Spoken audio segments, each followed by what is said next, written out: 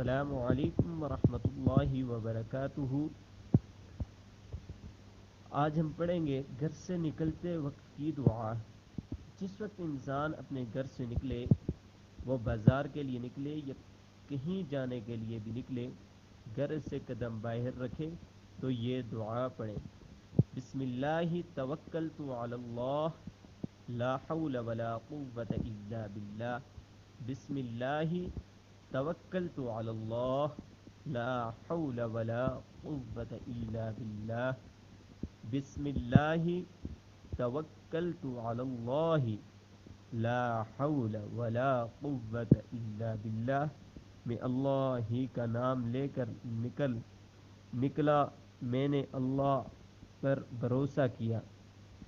گناہوں سے پھرنے اور عبادت کرنے کی طاقت اللہ ہی کی طرف سے ہے۔ السلام علیکم ورحمۃ اللہ وبرکاتہ۔